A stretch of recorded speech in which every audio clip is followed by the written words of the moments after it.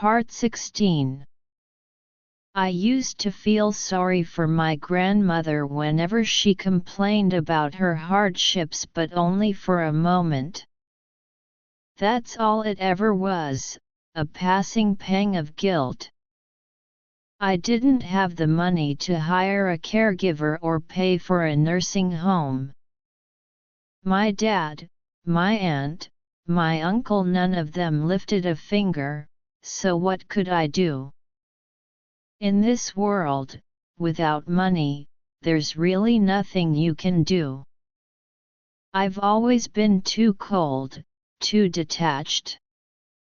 Anyway, it's been years since I last saw my grandparents in person. Sometimes, I still see my parents on WeChat video calls. My mother is spoiled. My grandparents always indulged her. My aunt used to say, "Your mom has no sense of decency," and honestly, she's right. My mother is selfish, and my father is gullible, an easy target for anyone who wants to take advantage of him. So, my WeChat contacts list is short, just my mother. And even with her, we barely speak. Maybe once a month she sends a message saying, "The washing machine's broken," or "the TV stopped working, can you order something on Dobeo?" That's about it. Back to Denver. Late winter, 2016. Shwe and I were still working at the junkyard, cleaning and organizing piles of construction waste. We'd both quietly decided to keep at it for a while, save some money, then figure out the next step. The place was massive, about the size of 6 football fields, but somehow, just the two of us managed to make it look halfway decent. What used to be a chaotic wasteland was turning into an orderly work yard.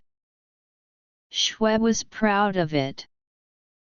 "You know," he said one day, "those foreigners spent years trying to clean this place up and couldn't. We did it in weeks." As soon as he said that, my heart sank. I knew it, Jinx. Too smooth. I could almost hear fate cracking its knuckles. In China, we say, when the birds are gone, the good bough is put away, when the rabbits die, the hounds get cooked. Sure enough, the next morning the boss told us we wouldn't be needed at the junkyard anymore. He was sending us to the main construction site instead. "New people will take over here," he said. Just like that, our steady days were over. The new job? Digging trenches. When we arrived, the site roared like thunder. Bulldozers, backhoes, concrete mixers, the noise was deafening. You couldn't hear the person shouting right next to you. Most of the machine operators were white guys, the ones using shovels and picks were mostly Latino.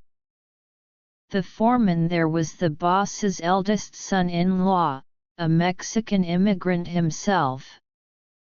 But the boss didn't like him much, so he dumped all the dirtiest, hardest jobs on him.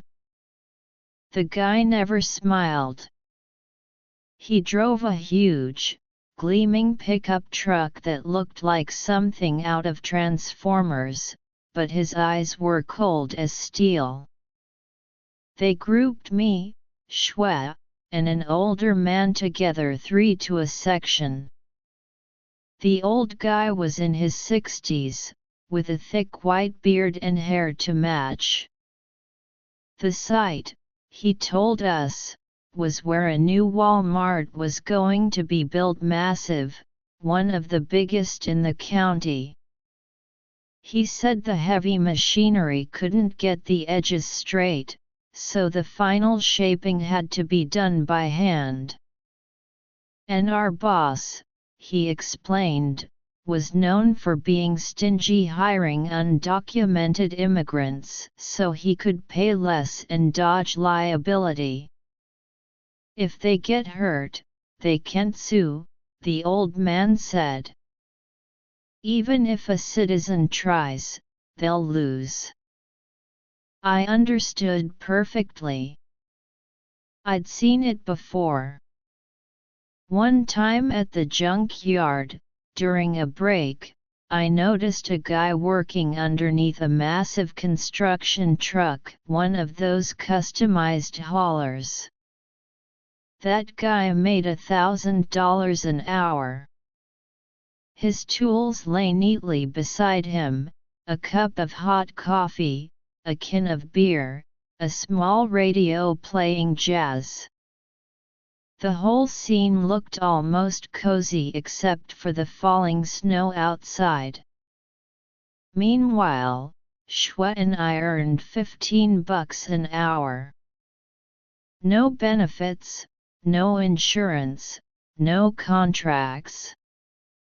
Nothing in writing. No wonder all the other Chinese workers had quit. Compared to the Latinos, we weren't any more hardworking, we just complained more. The Latinos would take whatever was offered, no matter how bad the deal. That day, the three of us spent an entire shift digging trenches and talking nonsense, barely making progress.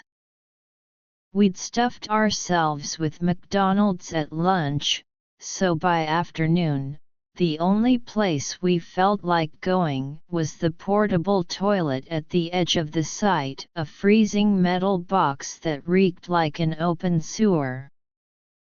If not for the cold keeping the smell down, no one would have gone near it. The next morning, the foreman told us not to come back. He sent us to another site instead. And that's how the pattern began: new job, new boss, new problem. The shovel never changed, only the dirt beneath it did.